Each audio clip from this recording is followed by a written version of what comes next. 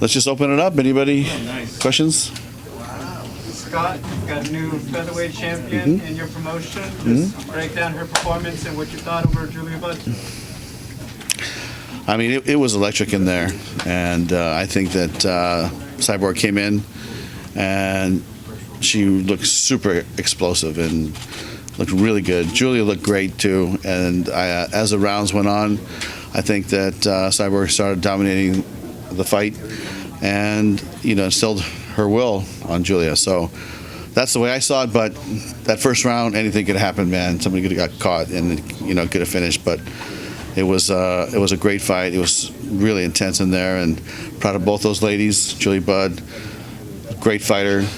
She is somebody that's had the belt for a long time and deserves to have the respect that that she got. And I think now everybody can see why she's garnered so much respect among her peers and the fight fans. As a promoter, obviously Julia was your homegrown star that you guys built up, but Chris Cyborg's the big signee that brings so much attention. Moving forward, how do you balance those two in promoting them with their next matchups?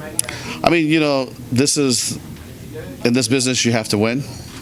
And I know Julia is just, she's going to want to fight again right away.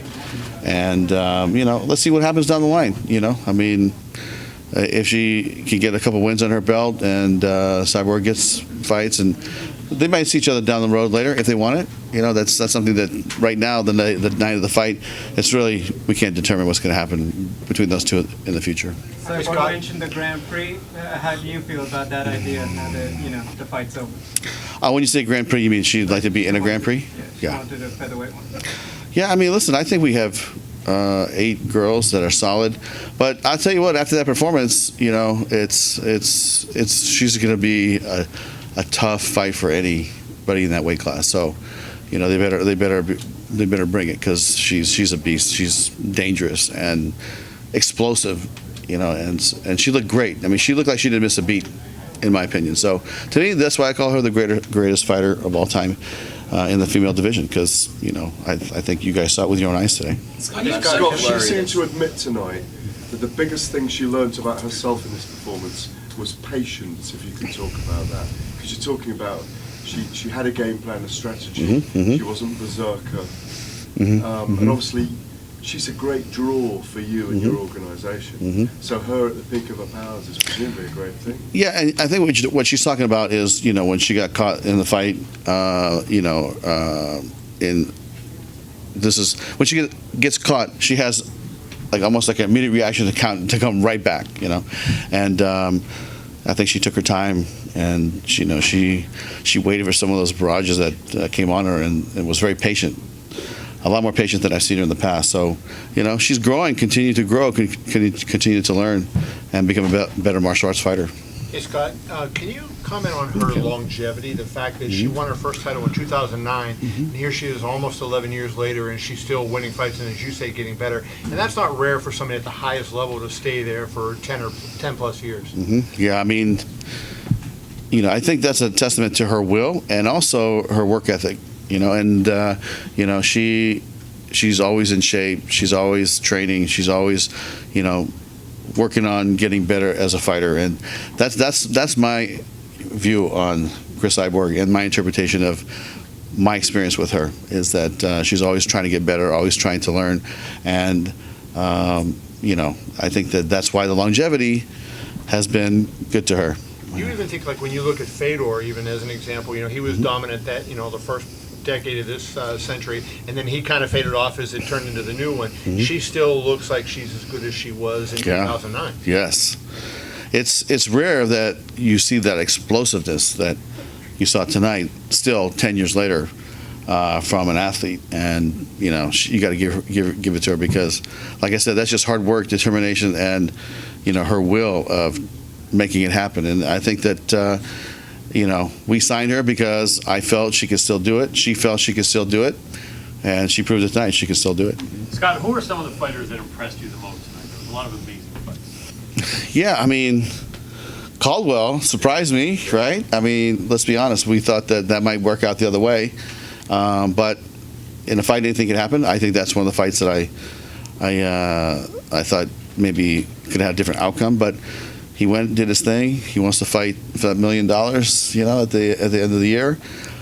The only thing I didn't like is that backflip off of the cage. I think we've seen enough of that. Like, I told my guys, please don't. Let's just stop that. Like, we don't need to do this anymore. How about the 'cause- prelims? Anyone in the prelims? I mean, Pico, come on. Pico's back. I mean, he looked great. He had a great knockout. And I thought he was, again, another fighter that had a lot of patience in there. And he wasn't just rushing in trying to finish. I mean, he looked like he took a step forward in the development of an athlete and as a martial arts fighter. Well, we got Emily King that opened up the main card, and she upset Ava Knight as well. And really, to tell you the truth, we got Ava, we've got Emily, we've got Carrie. I mean, could we see a strawweight division here in Bellator? I mean, right now we're going to focus on the divisions that we have, but it doesn't mean that we'll rule it out in the future. But for right now, you know, we have the 125-pound weight class with the Lima McFarland, and we have Cyborg at 145, and all the girls that, you know, will fight her. But we love super fights, you know. Ava Knight had some things to prove tonight, and, you know, she fought a girl that had some great ground skill and beat her. So, you know, back to the drawing board. I know she'll bounce back and, you know, train hard. And this is not an easy sport, as you guys all know. It's a very difficult sport. And so, you know, we wish her luck in you know, in training, and maybe 3-4 months down the line we could have her come back. Scott, what do you think we about asked you a Pico month tonight? ago. Yeah, I think he looked great. And I think that Pico showed me that you know, you have to be patient in there, and you have to work for it. You have to work certain things, and what I saw was a patient fighter that wasn't just looking for the one punch knockout, even though that's, you know, he knocked him out at the end. But proud of him. I mean, really, this is the thing as a promoter, and I've always said this to our athletes. I said, look, you got to continue to get better in something that you're weak in. If you're a grappler, don't just grapple. You know, go out there and work on your stand-up. Take some chances, because this is MMA. Someday you'll meet another grappler that can grapple like you, and then it's going to be the stand-up that's going to make the difference, or the wrestling. And it's their job to continue to grow. And I saw Aaron grow and lift today, you know. How do you book him now? Because it'll be tempting again, because you just knocked the guy out with one punch to then put him up against some of the top 45ers. But do you want to do that yet? I mean, I think that we should probably let him rest, but my goal is to have him back soon, and maybe have another 2 or 3 fights before the end of the year, and then maybe we could, you know, turn him loose at that point and fight some of the bigger guys. After this year, so Yeah. maybe just kind of keep his Yeah. rebuilding year. Yeah, because he's got to prove that he can continue rebuilding and growing. Because, you know, if you're the same fighter you were a year ago, you're gonna have a hard time. You gotta grow, and so I saw some growth today, but let's see what it looks like at the end of the year. Talking You of growth. comment on AJ Hector's arm, his performance tonight? Hector's arm? I mean, you know, it was a great win for him, and you know, he was definitely talking about it to me at the end of the night in the back. So he's a great kid. Listen, I love AJ. He's, you know, part of the Stockton tribe now, and they're doing their thing, and then he loves to chat it up. He has no shortage of that. So, but I got to give to him. I mean, he had to face some adversity in that fight and come back and fight. And really, that's something that you look for too. Is this fighter going to come back? Is this fighter going to, you know, dig deep? Because he had to dig deep. He could have just laid there and you know, been done. But, you know, he wanted it, and I think that he deserved the win. And, you know, we're proud of him, and on to the next one. Scott, Gina Carano was here tonight. No, she wasn't here, but she was watching tonight. Tweeting. Yeah, she was watching tonight. And There's no chance that maybe one day Gina Carano fights for Bellator. listen, Gina Carano is, man, she's done some great things for the female sport of MMA and even kickboxing, and I think she's doing just fine right now, hanging out with Baby Yoda and doing her Star Wars, you know, films. But hey, I'm proud of her. She's a family friend, and we've been friends a long time, and you know, continued success. But listen, if she called me up and said I want to do it, I wouldn't say no. But she's busy. Scott, the forum was buzzing tonight, and it seemed like a mixed crowd. Do you feel like they'll meet again sometime in the future, Cyborg and Bud? I mean, that really depends on, you know, what happens in the next year, you know. And I think Julia probably, I haven't talked to Julia, but I'm just assuming, knowing fighters, she's going to want to come back and start fighting and getting busy. And if she gets on a tear and Cyborg keeps winning, then maybe we'll get it on again. But in this sport, you never know. Scott, what do you think of Sergio Pettis' performance today, and where do you think he goes from here? I think he looked great, and I think he's he's right in that mix because with Horiguchi being out and DC being in the tournament, we're going to probably host a 135-pound championship belt at some point. But we're going to wait to see how these guys perform over the next 2, 3, 4 months, maybe 6 months, because we will be doing 30 fights this year in 2020. So we'll have lots of opportunity for these guys to get some more fights on the belt, and then we'll probably host a 35-pound championship fight at that time. Scott, now that Cyborg is champion, is there a possibility, well, plus the fact that ESPN was broadcasting the event tonight, possibility for a Bellator Brazil? There's definitely dialogue about that. We just had our first event on the ESPN platform down there in Brazil, as well as Televisa throughout different parts of Latin America. But there hasn't been any talk about exactly when, but it's inevitable at some point. We will go to Latin America, and we will continue to grow in Asia. Is what the future holds for Bellator in 2020 and beyond. Any word on how the broadcast did and all that in Brazil and Latin America? No. We asked you a month ago in Hawaii, we tried to harangue you actually, in fact we rinsed you to see what the next tournament was going to be. It's been very successful over the last couple of years. The tournament fights have been extraordinary, and that there are so many more great ones coming in this featherweight tournament. Have you settled on the women's flyweight division yet, or am I pushing? No, that's there's nothing settled. Those are things that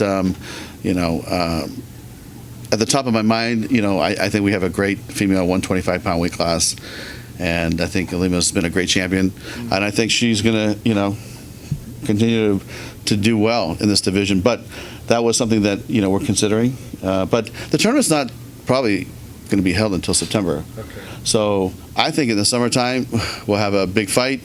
We'll have a pairing, a drawing, like we did last time, and then we'll pick the brackets and we'll go to work. Whether it's 125 female division or maybe another men's division, we just haven't got that point. And the very last one from me, my very last one, Michael Venom Page is potentially one of your biggest stars across the entire roster. A lot of people, myself included, would like to see him fight Lawrence Larkin next. Are you working on that? We've definitely had dialogue about him fighting Lorenz Larkin, but it's also a fight that MVP wants to fight. Lima. Not Lima, but yeah, he wants to fight Lima as well. But MVP, we talked about him actually going up in weight as well. Right, yeah, like Gegard or Lovato. Yeah, he said he's down for anybody. So we'll see, and we'll talk to both of them. But Gegard's here tonight. We signed a brand new contract with Gegard, so he'll be a happy camper, and we have many more fights for him down the road. But MVP is, he's definitely a big star. He's got that X factor. He's got that swagger. And I think that one of the beauties about this relationship with Paramount, CBS, Viacom, is that there'll be more entertainment opportunities for a guy like MVP. And I went to a production set, big CBS show, and we're sitting there talking, and the guy was saying to me, "Well, we want to use some of your fighters and put them in some of our TV series." And I said, "I'm sure they would love it." And he said to me, "How about MVP?" And I said, I didn't even know he knew who he was. Off the bat, yeah? Off the bat. Okay. He says, "We'd love to have MVP on this show." MVP doesn't even know it. He's probably going to hear from you guys first because I haven't had a chance to talk to him. But, when I think about him, I think about Chandler, I think about Benson Henderson, I think even Josh Thompson, they have that, ability to cross over. And I think that we'd like to offer these guys, some more outlets in between their fights to have some fun and go work in the entertainment business. Any word on when Liz is going to make her debut? I believe it'll happen before April. Yeah, before April. How did you arrive on the booking of Bader and Nemkov? Well, Nemkov's been on a tear, right? When he beat Phil Davis, we said, okay, this guy is the real deal. And that's a fight that, is going to happen in San Jose on May 9th. And we'll add a bunch of fights to that card. It's going to be an amazing fight card from top to bottom. But Bader wanted to come down and defend his 205-pound belt. Nemkov to me was the right opponent, and we're expecting a great fight. Any big plan for Cyborg, Scott, moving forward? Is it, I mean, could it be boxing? Could it be Katsungano? Yeah, I mean, that's really up to her, you know. I'm sure you guys asked her what does she want to do. Did she say anything? I'm She not always sure. says whatever. Yeah. Whatever. Okay. Whatever they want Okay. me to do, I'll do. That's pretty much her stuff. Yeah, listen, it's going to be up to her, but if she wants to go box next, we'll support her, and we'll get behind it. But right now, I'm sure she wants to take a rest because that was a brutal fight. I'm sure she had to dig really deep, you know, going into that late second and late third round. So we'll see what happens. But when she's ready, we'll put her back in there, whether it's boxing or mixed martial arts. Scott, we have one half of your featherweight Grand Prix semifinals set up. Mhm. What are your thoughts on Darren Caldwell and AJ McKee? Wow, it's going to be a great fight, you know, and you know, I think that this tournament is shaping up nicely, and we're looking forward to the next round. And I think the next round will March. We'll have pit bull fighting, and then they'll have the semifinals in June, and then the finals in September. So that's kind of the schedule of the tournament. And again, you know, we'll give $1 million to the winner, and that'll be the prize money. So a lot's on the line, and these guys are going to be training hard and getting ready, and you know, it's going to be a lot of pride and a lot of money on the line. One thing that stood out about this card, you had some of the bigger names kind of sprinkled throughout the prelims and the main card. Mhm. Is that going to be the plan moving forward, to kind of spread around some of the more known names? Yeah, I mean, there's only so much room on the top of the card, and so we just, you know, went accordingly to what we thought would be the best, you know, television fights. And with Pico, we really kept him on the undercard because we didn't want to put that added pressure on him, you know. So we said, hey, let him, you know, just, you know, right on the undercard and see how he does, and not have the pressure of being a main event fighter on television. He you know, we did film it, and it was streamed, and it was out there, but you know, the spotlight really was with Bud and Cyborg on this fight. And also, any plans moving forward for Curtis Melinder? That's something I'm not sure. I'll have to talk to my guys and get back to you on that one. Last one for me. So I know this just minutes removed from that title fight, but when you walked in the building today, did you have an idea of who you wanted to be the next title challenger for the featherweight belt? Well, we have. I want to say a couple girls that we feel that that could do it, and we'd have to talk to Audie and Cyborg to make sure. So, you know, if she wants to fight right away, let's say she wants to fight in the summertime or in April or May, then you know, we'll announce it. But we have a couple girls in my mind that, you know, that can definitely step up and fight her. One or two more guys.